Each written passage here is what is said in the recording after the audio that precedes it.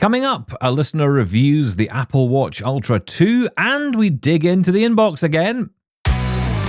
You're listening to Double Tap, your daily accessible technology show. Now, here's your hosts, Stephen Scott and Shaun Priest. Hey guys, welcome along to another episode of Double Tap. It's been a busy week already, and lots of comments coming in, Shaun Priest, following our chat with Amos Miller yesterday. Yeah, you know what? I really enjoyed that. It sounds a bit like I'm fawning all over Glidance, but I got to say, I just think they're really nice. Do you know, I think they're really nice. I think what they do is driven by passion, and that's just clear the whole way through. So yeah, I really enjoy spending time with Amos as well. He's just a great guy, and like I said yesterday, the whole team are.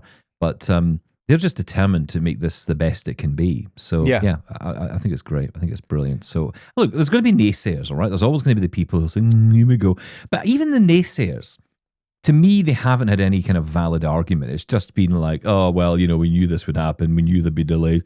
That's just negativity. That's not constructive feedback. I haven't seen anything negative in that vein. Not anything to say that this would be a reason for them not to consider buying this or, continue the wait. I think there are questions still to be asked. I'm still, not convinced yet until, like we mentioned before, until 100%. We sit out in the real world. This is still promises. And we have had our fingers burnt before when it comes to the tech world 1,000 times before. Mm-hmm. So I'm quite happy for people to say, well, I'm yet to be convinced. But I think the reputation and the trust is there. So I'm really hoping it works, and I've got no reason to think it won't at the minute. Yeah, and look, I mean, I think that the negativity I'm talking about would be coming from the news about the delay, but you're absolutely right. There are constructive questions being asked. There is. And I have many. I mean, I mentioned yesterday about staircases and all that. That still concerns me greatly. Yeah, I poo-pooed that, Stephen. I'm sorry. Well, you did, yes, but Amos didn't. Amos took it seriously. I made myself look a fool, didn't I, by dismissing that. The fool. Yes, it doesn't affect me, therefore it's not a problem. Yeah. Yeah. Well, sorry. Good luck with that attitude. Right, I'll serve you well in Double Tap, I'll tell you that. Right, okay, we're going to dive right into the inbox today. Plenty to talk about. And of course, a bit later, we're going to be hearing from Yusuf, who got in touch with us to share his thoughts on the Apple Watch Ultra 2. He's had one now for 6 months. The question is it still worth it? I'll maybe share my thoughts a bit later on that as well. But first, let's get to the emails. Email. We get email. We get your email every day. Ding dong. Here's your mail today. Wasn't as impressed by that one, to be honest, Shaun. I thought you'd do better at that. I was expecting more. Well, it's not the start of the week, Stephen Scott. I'm tired. As you say, it's been a busy week. Don't get on my back, man. You've had a birthday. You had a big interview. You probably had a lot of cake. You're basically a child. That is basically you're just a gigantic child. I'm on a sugar come down. That's the problem. I'm depressed now. I need more caterpillar cake. Well, hey, listen, if you want to be picked up, I think we might have the answer right here. Our listeners, as you know, are the best listeners in the world ever. Mm-hmm, of course. And we've had some lovely messages in, and you've compiled some of these together for us. And these are messages following the news of our 1,000th episode. I just listened to your 1,000th show. A hearty congratulations and thank you from me for all the great and necessary content you put out. I had no idea Double Tap had been around for 7 years. That's an amazing accomplishment. And you don't even look a day over 800. But really, thank you for your commitment to the show, your listeners and your convictions. It's arms, by the way. Somewhere in the Pacific Northwest. Congratulations, 1,000 hours of laughter. You are my UK crushes, gentlemen. I always learn something from you. Many thanks for your compassion and humour and all the info too. From Liz. Thanks, Liz. Wow, 1,000 episodes of bantering, humour, waffling and some great tech information. Thank you, Stephen and Shaun, for your honest and meaningful contribution to our community. All of us who appreciate you will be looking forward to thousands of future podcasts. Thank you, Gregory Highnote. Thanks, Gregory. You tell me I've spent 1,000 hours listening to Double Tap, not to mention Blind Guy Talks Tech and Tech Talk. Gee, well, where's I need to get a life? Though I have sent many critical emails your way over the years, the fact that I've listened to every show since Tech Talk first went out as a podcast says something about what you guys mean to me and my life. Were all those hours wasted? Well, sometimes, but I am thankful for you both. Greg in Pennsylvania. Oh, that's lovely. Thank you, Greg. Wasn't that positive nice? Message from Greg. I know. And to be fair, Greg, you picked us up on a few things, and usually quite valid things. So that's more than right most of the time. And I will say, that's the thing, right? I think one of the things that you guys realize about the show is that we're absolutely open to criticism. We are not perfect. We don't pretend to know all the answers. I might pretend occasionally to know some of the answers. That's just because I don't know all the answers. So I like to pretend to know some of the answers at least. But no, seriously, I appreciate all those lovely messages that you sent in. Thank you. Now, actually, continuing that theme, Siberian Girl's here. Hi, Stephen and Shaun and the rest of the Double Tap team. Wow, 1,000 episodes. That's incredible. Congratulations. How many hours of my life have I spent just listening to you both, plus Shaun of the Shed, plus earlier Tech Talk episodes? Unbelievable. I guess your voices are ingrained into my brain forever now. It's a good thing I'm listening at speed 4 on my Victor Reader Stream 3. Wow. By the way, it was strange to listen to you at real life speed when you were attending Brailleist's event. So, your show now is a part of my daily routine. Everyone needs a smile at these dark times, right? Yeah. Since I had a reason to write, there is a couple of other points. Thank you very much for your CSUN coverage. That was fantastic. Regarding the canes, Ambutech has not only standard rubber grips for their handles, but they also have wood and cork ones. I personally prefer cork handles because when it's hot in the summer, it doesn't stick to your hand as much, and when it's minus 30 degrees Celsius outside in the winter, it doesn't turn your fingers into icicles. Will Glide survive at minus 30 or minus 35 Celsius? Regarding your medical discussion, going into hospitals can be a real nightmare. I once went to the eye doctor at my clinic. She said, I thought yesterday that you were coming to see me tomorrow, and I felt so bad about it. I said, you're lucky I don't have a recorder on, and I would never went to see that doctor again. A few years ago, I had cornea surgery. Before the surgery, the nurse took me by the shoulders and started pushing me in front of her. Oh. Can I hold your hand? I asked. But she just said, don't resist, just go, and continued pushing me. You would hope that at least eye care professionals should be trained on working with people who are blind or have low vision, but most of the time it's not the case. And a final story for today from my friend. She came to a doctor for a cardiogram. Instead of just showing her where the chair was, the doctor asked, who came with you? My husband. The doctor opened the door and yelled for the whole floor to hear, husband, come here and undress your wife. I prefer to do it at home, he said. And by the way, she is perfectly capable of undressing herself. I hope I made you smile too. Here's to 1,000 more episodes. Cheers, Siberian Girl. Oh, thank you, Siberian Girl. I don't even know where to start with all that. Well, thank you for the congratulations. Thank you. Yeah. And that's so interesting about the different handles. I've only ever used a rubber handle on the cane. That sounds interesting. But when you think about light as well. Minus 30. I mean, you got to start thinking about these things, right? That's incredible. And yes, I mean, look, obviously funny stories, but it just makes me so angry, especially as you mentioned, the medical professional in a eye department pushing you. Don't resist. I mean, I'm sorry, that is really bad. That is terrible, isn't it? Oh yeah. I've had friends, it happened to me once, but I know it's happened to other people. Because funnily enough, someone told me the story and then I kind of laughed. Not because, because of course in the blind world, we don't laugh at these stories because it's unbelievable. We laugh because we totally get it. We've all experienced something similar. I mean, I had a yelling match with someone because they grabbed the end of my cane to, I don't know, point me towards where I was to go. Yeah. And you laugh because it's so ridiculous. Do that. I mean, I know people, friends of mine in the past who've had wheelchairs, or who are in wheelchairs, I should say, absolutely hate when someone starts pushing them. Or what used to happen with friends of mine when I was out was someone would move the chair. They'd walk past. Yeah. So they'd move the person in the wheelchair. And you're like, would you do that with anyone else in a chair? You just walk up to someone, just randomly just push their chair in with them in it, Yeah. No, of course you wouldn't. Why would you do that there? Because it's on wheels? You think it's that's okay? They won't notice?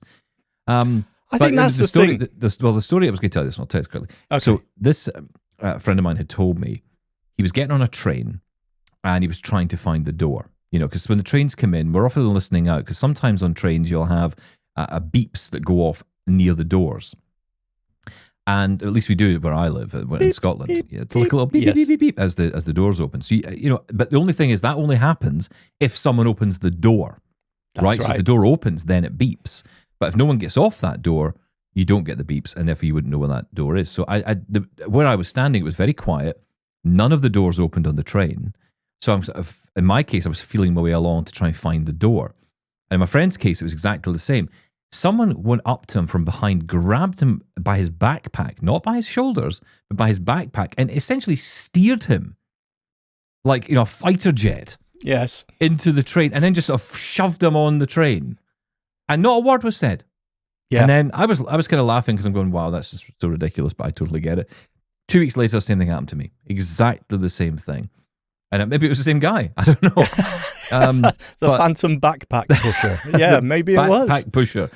But no, I mean, honestly, it does blow your mind, doesn't it? It blows your mind how people just do this. And the thing is that it always comes under the category of, and they are being well-meaning, but they're just not. This is why I get annoyed. And one thing I really am getting annoyed more at these days is the phrase that's still going around and is being peddled by a lot of blindness organizations especially. And it surprises me considering the obsession a lot of them have with language. But the phrase the blind really annoys me.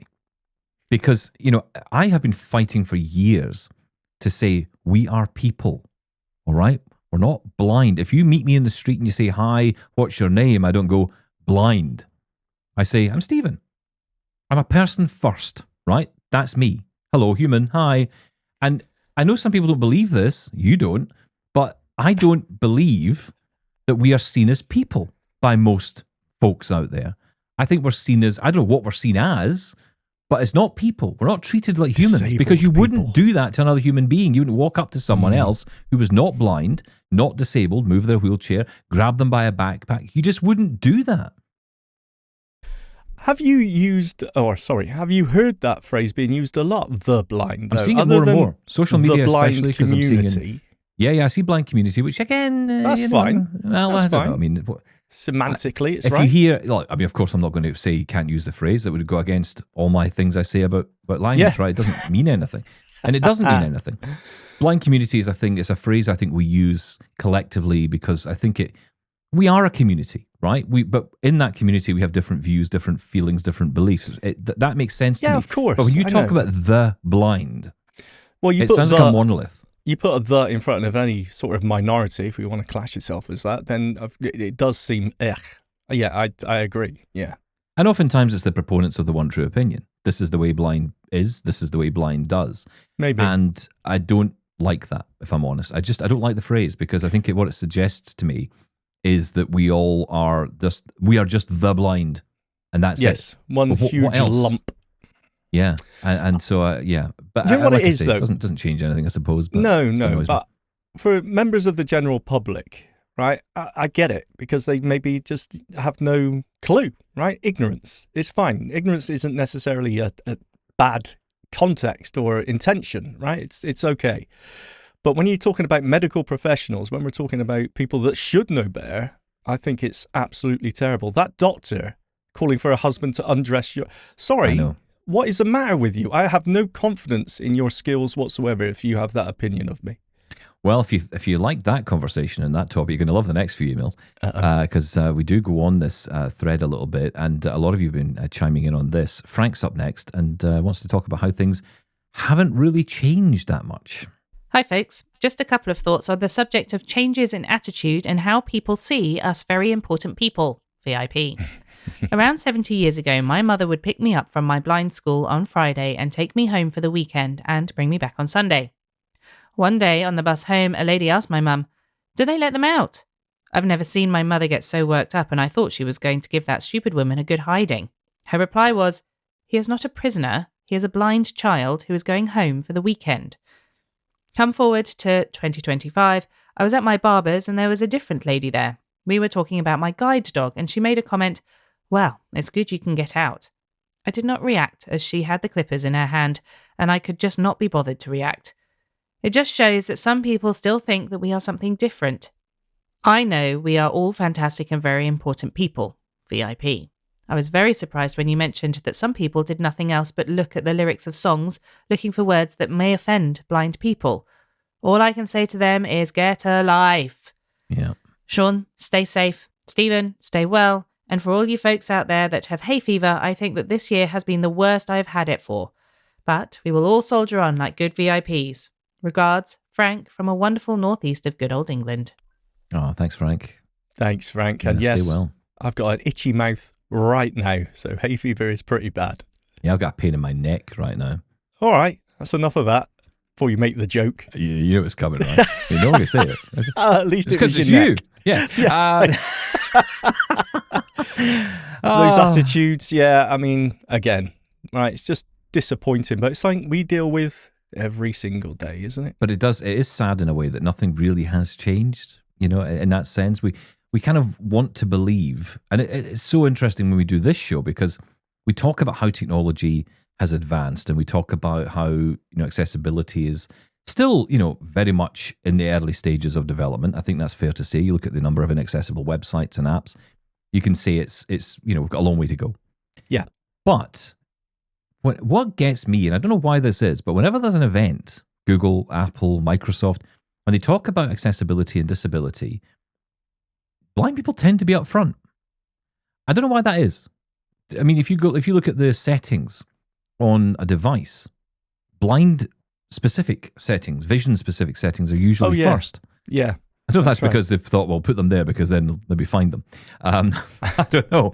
But, you know, it's always interesting that we always end up first. And so you look at it in that sense and you go, well, I mean, look at smartphones, look at technology, look at computers, look at, you know, the tech we have and how it's improved and how accessible it's become and how more capable we are as a result. It's the personal attitudes of people that just haven't changed. And I've been saying that now for the best part of, I mean, I don't know how many years, maybe even close to 20 years. Yeah, your attitude hasn't changed, has it? My attitude has absolutely not changed. Towards people's attitudes not changing. I would like to think that the numbers are less than what they used to be as people are more exposed. Well, in generational terms, yeah. I mean, I do see, like, I go on TikTok occasionally just because I feel I have to keep up with the youth of today. And yeah, I mean, I don't know what they're talking about. Yeah, dancing about, doing stupid challenges. I don't know what they're doing on there. Dogs singing, whatever. But the point is, there goes our youth demographic. That's TikTok. Yeah, that's just basically TikTok in a nutshell. But the thing is, that there's a lot more blind people on there now, and they are blind people who are kind of becoming like blind influencers towards the sighted public, right? They're aiming their content. And what's wrong with that, Stephen Scott? Absolutely nothing. I'm all for it. I will say this. The only thing I'll ever say is when you hear the view of one blind person, you've heard the view of one blind person. Always remember that, folks. You're not hearing the views of every single blind person that ever existed ever.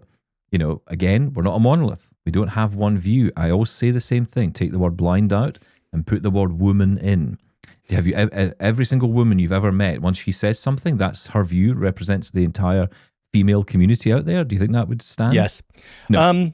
No, of course it wouldn't, not. right? No, of course not. You know, in that sense, I think, you know, I think it's important these voices are out there, and there are more of them, and I say more power to them. It's not something I feel I could do very well, so I think good for them to do that. And they're young people, and I think the generations coming up who are seeing that will have, as a result of it, blindness be normalized.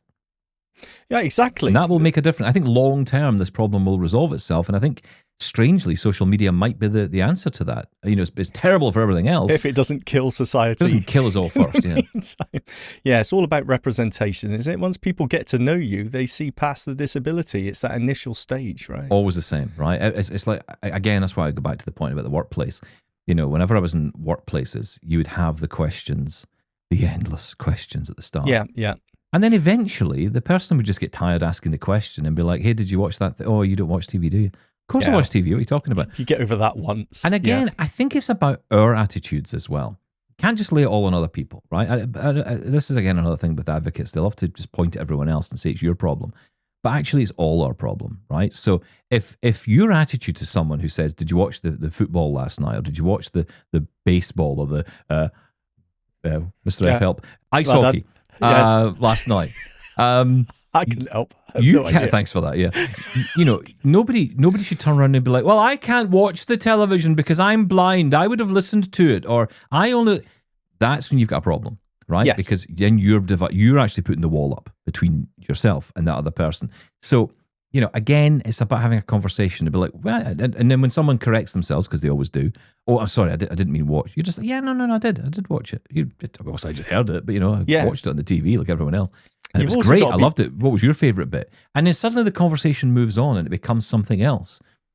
I say that, it's all about people getting to know you and look past the disability, right? Which is generally true, but there's always someone that can never get past it, can never get past the disability. It becomes awkward. And you just got, it's just that relationship, whatever it may be, professional or friendship or whatever, it just isn't going to work. But that's life, isn't it? I mean, there's always someone who'll just do your head in and you don't get on with, and that's okay. And I think if that person, again, that's where society can help itself a little bit, because someone eventually will say to that person, "Why do you keep going on at them about this?" Because someone will, eventually once the others get to know you, they'll kind of start to group around you a little bit, and it'll be like, why do you keep bothering this guy with these stupid questions?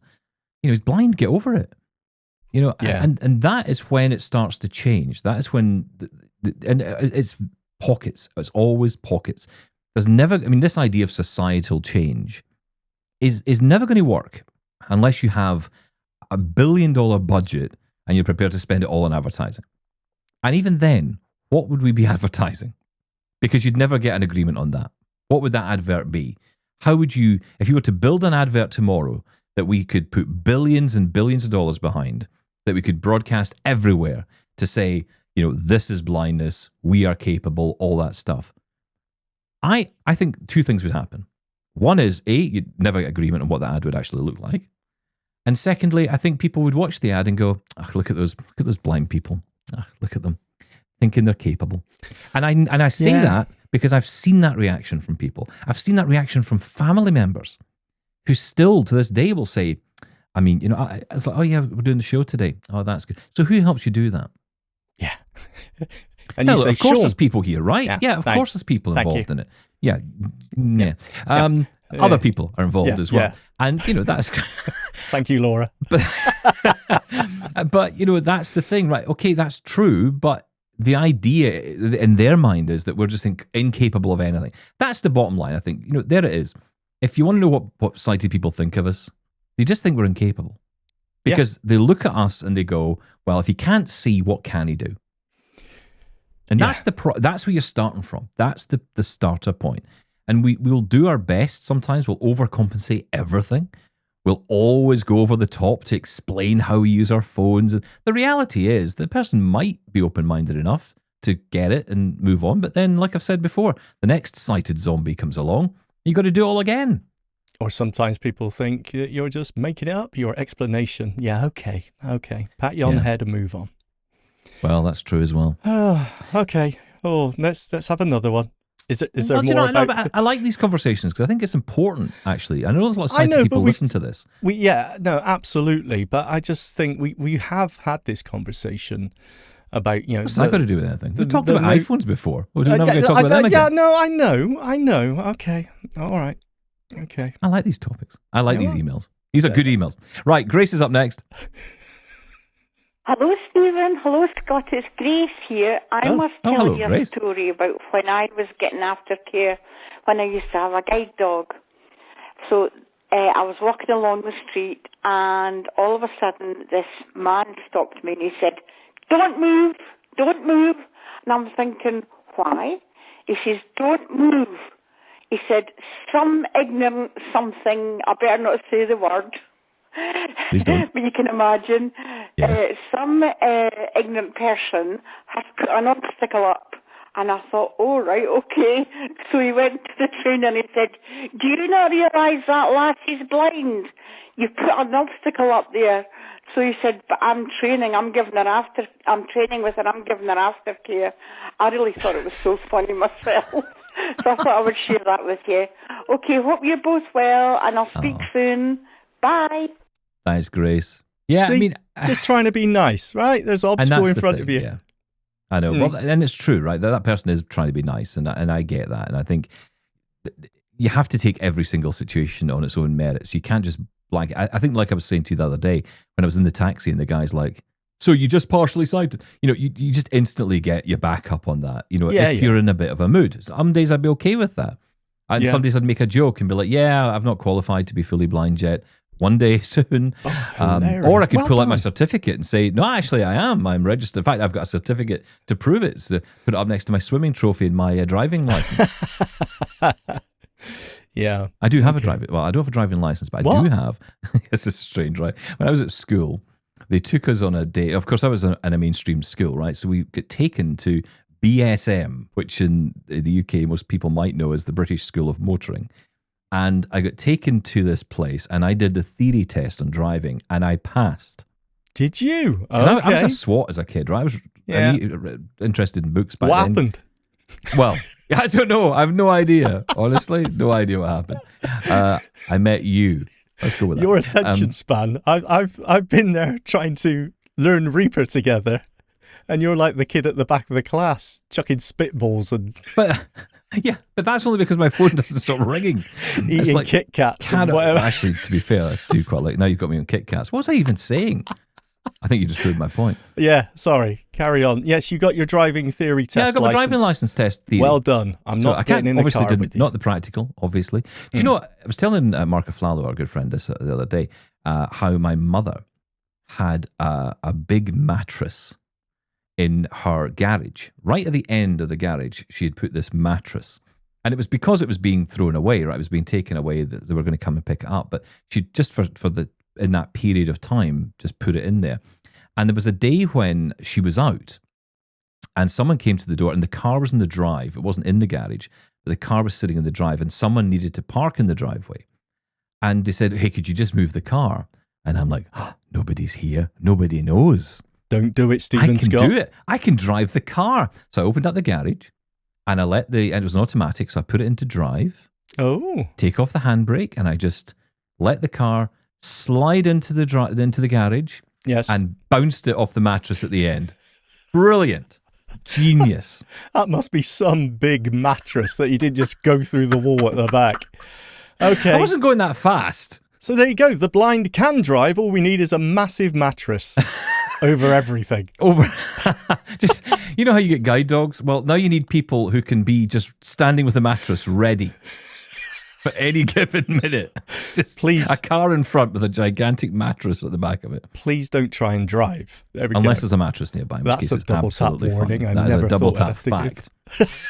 That's a double tap driving school fact. There's an episode, double tap driving school. Stop it. Let's sell that to AMI TV because I think they'd buy that. I think they'd have that. Thank you, Grace. We're going to take a short break. We'll be right back. This is Double Tap. This is Double Tap. We'll be right back. Hey, Shaun, we've got a newsletter.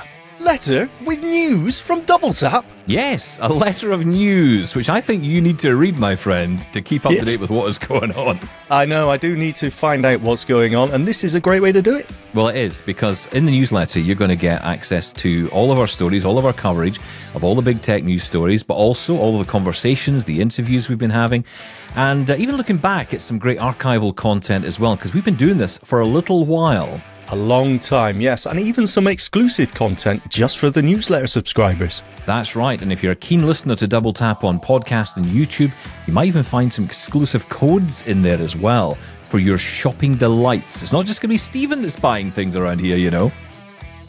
Check out our newsletter. You can subscribe to it right now by going to doubletaponair.com/subscribe. That's doubletaponair.com/subscribe. Double Tap thanks Turtleback Cases for supporting this podcast and for making some of the toughest, most ergonomic leather cases for accessible devices. These aren't gimmicks, they're custom-fitted, USA-made carry cases for the gear you depend on, including the Selvas Sense Player, Blindshell Classic 3, Mantis Q40, Orbit Reader 20, and more. Whether it's for school, work, or travel, Turtleback cases are built to protect your device wherever life takes you. Get 12% off with code DT12 and enjoy worldwide FedEx shipping with full tracking. Browse now at turtlebacklv.com. This is Double Tap. Now, back to the show. Okay, let's get back into the email, Shaun, and we're staying on this theme because there's been so many topics and conversations that have come up as a result of our chat around people's attitudes. Jen's story is next. Hi, Stephen, Shaun, and of course, Laura. I could not sleep the other night, so I plugged into my Victor Stream and, of course, Double Tap. I listened to the chat about the crazy things people say to us poor, pathetic blind folk. I remembered about 12 years ago when my dentist, Victoria, went on maternity leave. Her replacement was Tim.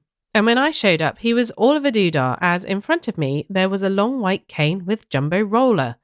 After dragging me towards the reclining dental chair and peering into my mouth, he exclaimed, "Does your husband clean your teeth for you?"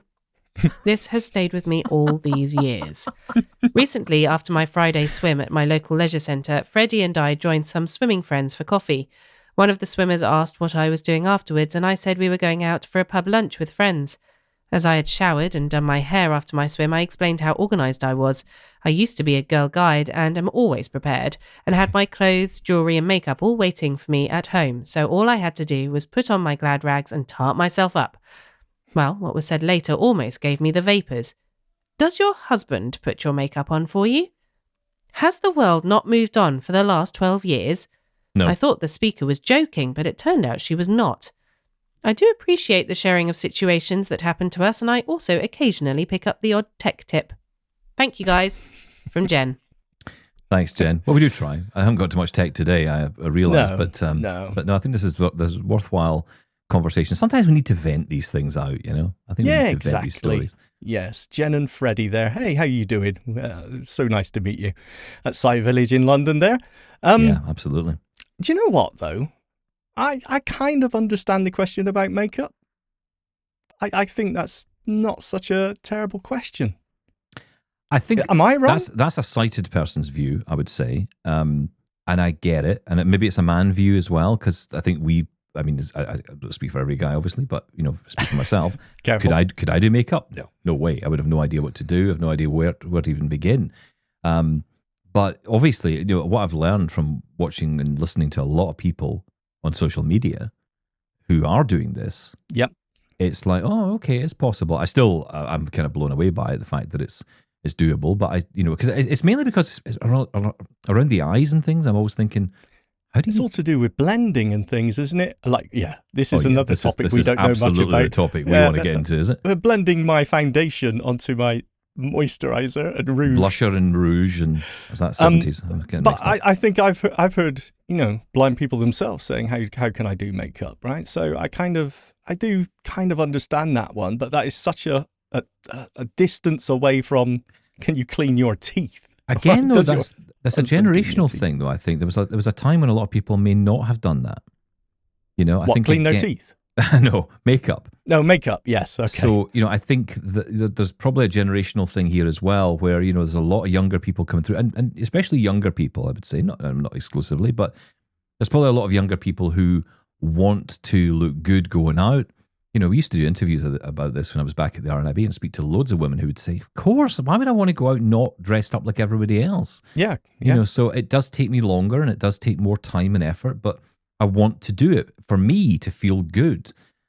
I mean, equally, there are plenty of people who don't want to do that. I think that's fine too. Again, that's the joy of individualism. You can choose how you want to be. But the fact, is it possible? Or the question, is it possible? Well, clearly it is. Yeah, but is that a bad question to ask?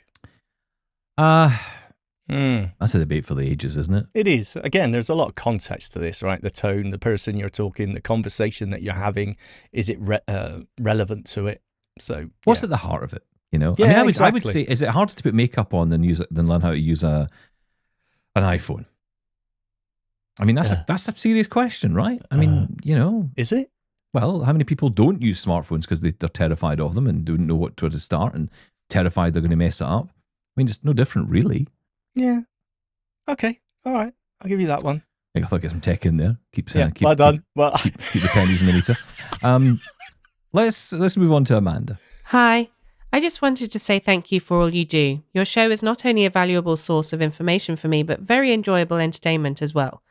While I have only been listening for a few months, you both feel like old friends now. So thanks again and keep up the good work. Regards, Amanda from Canberra in Australia. Oh, wow, thank you. Yeah, so we like that. Everyone does feel like friends, doesn't it? It's funny how quickly we can build up, I'm going to use that word again, Stephen Scott, community. That's okay. I don't mind that word. It's the blind. I think anytime we ever use the phrase the blind on this show, it should have a huge reverb behind it. The blind. That's what I always imagined it as. A friend of mine way back, we actually did plan to do this in an epic, because someone in the interview we were doing kept saying the blind, and we just wanted to every single time change it just to this huge voice. We do have a reverb and echo effect, Stephen Scott, so feel free to go live with that. I'm not doing it. I'll press the wrong button. I'm terrified to press it, actually. Would it do it? I actually have no idea what that button's doing, so I'm not going to... Go on, press it. I've pressed it. Nothing's happening, so that makes me nervous now. The blind. Oh, very good. Thank you. Thank you very much. Ooh, yeah, that was too loud. Yeah, sorry. Yeah. It's because you've got a weak voice. Wow, that was uncalled for. Talk about people being rude. It's okay, I'm blind. I can get away with it. All right, Mr. Radio, carry on. I'll squeak away here. Yeah, if you wouldn't mind. Right, let's go to Francis. Hey, guys. I have a quick question. I have a Perkins keyboard wireless that is paired to my iPad that will allow me to input braille, but it will give me a speech output. I also have the paperless slate and stylus that will give me a tactile braille output, but it uses the slate and stylus input. Is there a device out there that makes a both of combination? I'm looking for something that will give me a Perkins keyboard input with a tactile braille output, preferably no paper, because I want to be able to take it outside and sit under the tree in the sunlight and use it. I also don't want to have to sell one of the 9 grandchildren to pay for it. Is there any such thing? Thank you. Keep talking. We'll keep listening. Ciao from Saskatchewan. Thank you very much. I'm not convinced that person's name is Francis, and I'm frantically trying to remember what your name is. Your name sounds like, I know your voice, and I'm trying to connect the name, but it's not. I don't think it's Francis. No. So I don't know who wrote that, but that's... I apologise. Did you write that? Was Laura's fault. Oh, right. Okay. Well, is this a braille display? Is that what we're talking about? It is, but I think that the key thing here is the audio output as well, right? You want the audio, you want the braille out, and you also want the Perkins in.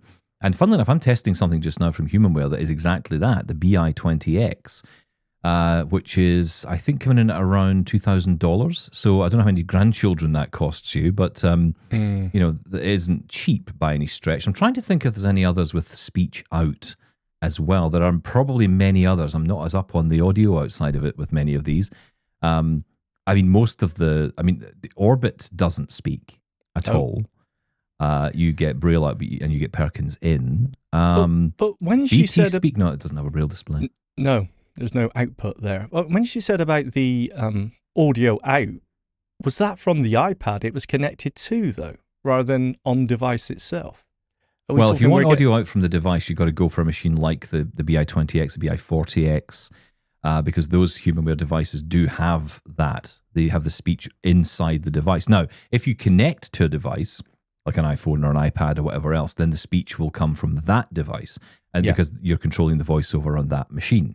So whatever you're connecting to will take over, if you like, and when you disconnect, you've got the audio coming out of the actual speaker inside the BI-20X in this case. Maybe we can get some suggestions from the audience on that one about the alternative options. I'm sure there'll be more than one. There's a lot of names of braille display companies that I don't hear about. I mean, Sight City just wrapped up last week in Frankfurt in Germany, and it was interesting. There's a lot of company names that I'd never heard of. A lot of companies that were selling braille displays, never heard of them. So, you know, there's probably many, many options out there. But we're not quite as deep in the braille world as others may be. So let's see what recommendations we get. I think the answer is that yes, there is a device out there. The problem is how much it costs. Always. Yeah, they're not cheap. Okay, let's move on to a comment from Dave. He's got an app recommendation for us. Hey, Stephen and Shaun. I've been a big fan of your Double Tap podcast for a while now. Your insights and tips for the blind and visually impaired community are invaluable. I want to share an app that might be of interest to your listeners, Brave Browser. This web browser is designed to block ads, making it a great option for those who want to enjoy ad-free YouTube videos. I've found it particularly helpful for reducing visual distractions and improving my overall browsing experience. You can download Brave Browser from the Apple App Store and Google Play Store. I hope this information is helpful. Keep up the great work. Best, David from Peterborough in England. Thank you, David. Appreciate that. And that's a great recommendation. I've never tried the Brave browser. I was just thinking that myself. What is that the one that's focused on privacy, or am I thinking of DuckDuckGo? Both, I think. Both, Brave, yeah. I think Brave was the similar. first out there, possibly with a focus on, getting rid of tracking and privacy. Yeah, the whole skipping ads is something of a little bit of a grey area. But, I mean, if it does get in your way, that is a workaround, I suppose. Yeah, I must try these browsers out. And obviously, one of the challenges I face every day, because I'm on a Mac, the best computer in the world, until obviously this week. It isn't. Exactly. Or alternatively, the one I'm using now. The problem is I've noticed I get stuck inside the toolbar again all the time now. This went away for a while on Mac. I could easily jump into the content of a web page just by basically hitting, on a Mac, you got to hit VO Command H, or in JAWS H. Yes. And or NVDA H, but yeah, you got to add about 15 keys to it on the Mac. But that would let you get straight to the first heading on the page, and sometimes it works, and sometimes it just doesn't. It gets lost in the toolbar. Terrible. And everything. Sorry, else. that was awful. I hated that experience when I used to get trapped. I just put it down to me not understanding it well enough, but apparently that's not the case. Yeah, that's just inconsistent. But I wonder if that would change with Brave Browser. So can you check that out? Yeah, worth a try. Can I just throw this in there? Sorry, has anyone noticed that on Windows, when you press the Windows key to bring up the start menu, now sometimes when you type, it's not actually typing in. It's thinking it's doing, quick nav letters. So you'll type T, for example, and it say there's no table. It's happening all the time. You need to go, like in NVDA, you need to press NVDA space to go into the browse or focus mode. And then it works. It's almost like the screen reader isn't quick enough to change the mode. And it works. And it's same in narrator as well. It doesn't go into scan mode quick enough. It's really bugging me. Is that just me or anyone else having this problem? Feedback at doubletaponair.com. Get in touch in all the usual ways. But for now, we're going to hand over to Yusuf, who has his review to share of the Apple Watch Ultra 2. Hello, Shaun, Stephen, and the wonderful Laura. Great to hear that you're feeling a bit better. I am miles behind. When I say miles, I'm about 3 weeks behind in episodes. Oh, by the way, this is Yusuf. Sorry, I should have said that originally, shouldn't I, really? And I should have said hello to the double tappers as well. This is that ever so long awaited, so much so that I hope nobody was holding their breath for it, review or quick comment on my Apple Ultra 2 watch, which I think is what it's called. I've had it for, God, it must be 8 months now, and I really, really love it. It's in so many ways, in all ways, I think superior to either definitely superior to the Google Pixel Watch 3, which I hated because of the speech, and actually, and please don't tell anyone I said this, it's superior to the Google Pixel Watch 1 as well. But I didn't say that. So a quick description. It's a rectangular shape. It's kind of reminds me of the old Vox talking watches, for anybody who's old enough to remember them from the 1990s. When I got it, I was a bit surprised as to how big it was. I'm one of those people that I think I know how big something's going to be, and then when it turns up, I'm a bit kind of surprised. So it was quite large. I was surprised. I asked 2 people to tell me whether or not they thought it looked ridiculous on my scrawny little wrist. One was my sister, one was a close friend. They both said no, so I think I can probably trust them. It's rectangular. When you've got it on your wrist, and I've got mine on my left wrist, you have 2 out of the 3 buttons on the right-hand edge, which is closest to my hand. One's the crown, one's I think it's just called a side button. On the opposite side is what I think is called the action button, and you can assign that, and mine is assigned to exercise shortcuts, so I can press that and tell it that I'm going for a walk, and it will start recording that. One of the brilliant things is it uses my very favourite TTS, which is good old eloquence. I just think you can't beat it. I like the fact that I can have it going quite fast. And all these things that are supposed to sound like natural voices, I don't think they do. And when you speed them up, they sound even less natural than when they're at normal pace. Just to run people through quickly why I went for the Ultra 2, because of the battery life, it's slightly better. And I think the processor is slightly better. One of the great things about it being rectangular is I find it easier to put my finger at the top left-hand corner of the screen and then swipe through it. I found that a little harder with a round face, which is what I had with the Google Pixel Watch. So I'm just going to quickly unlock it. I've turned the speech up as loud as it'll go, so hopefully people will hear, and I'll take you quickly through the home screen. So let's unlock it. 2112.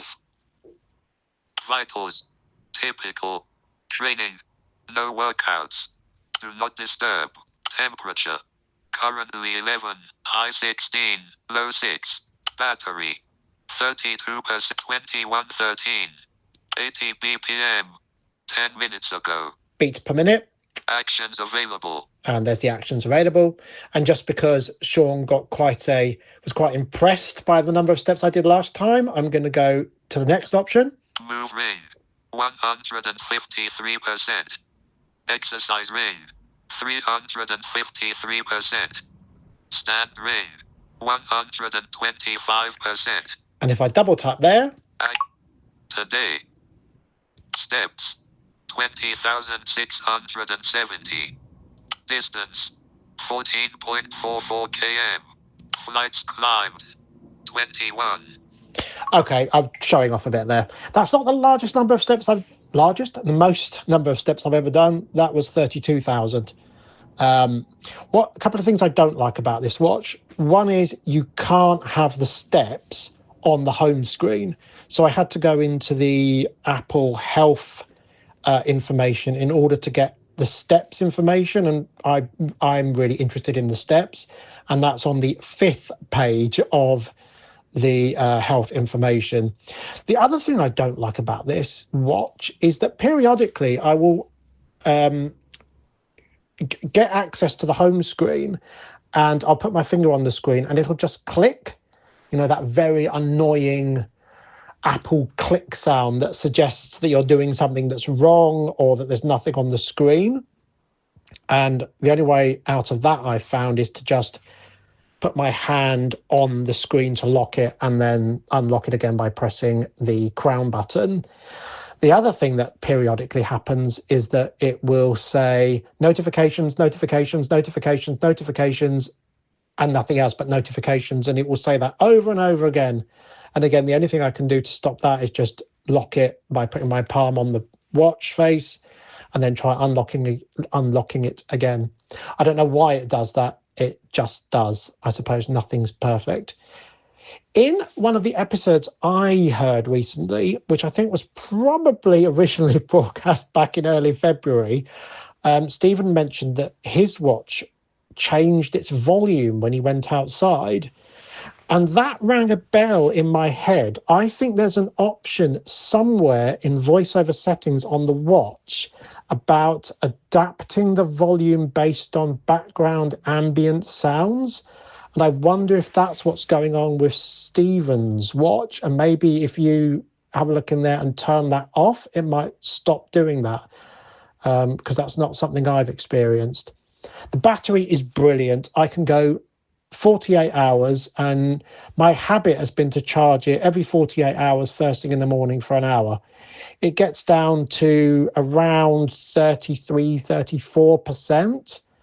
And another quick little gripe I have with the watch, it will not record sleep data when it's down to 33%. And that seems to me to be a rather high level for not recording information. I could kind of understand it if, we're talking 12%, but 32, 33, that's still roughly a third of the battery life. In fact, I never got to the battery stage. It is actually at about 33% now, so I'll have to go and put it on charge. it's well worth it. If you are in the Apple iOS ecosystem and you're interested in health metrics, like I am, it kind of encourages me to keep up my steps and to go out regularly for exercise and go out for my walks in the park, which is where I listen to your podcast. Yeah, I would highly recommend the Apple Watch. Highly. Right, that's enough for me. That's way too long. Hopefully this will be good enough quality for broadcast. I was doing it on my iPhone 16 Pro. And yeah, hopefully you all heard the watch okay. Cheers. Keep up the good work. Thank you very much, Yusuf. Appreciate it. And yeah, sounded great to me. It did. That was fantastic. And you filled our quota of tech for today's episode. So thank you so much. You saved us. That's right. That sounds really good. I've got to say, my Apple Watch, what have I got? The Series 8, I think. I'm finding it kind of sluggish, or not even sluggish, but sometimes I press the screen and it just doesn't speak. You know, and it takes a second or two.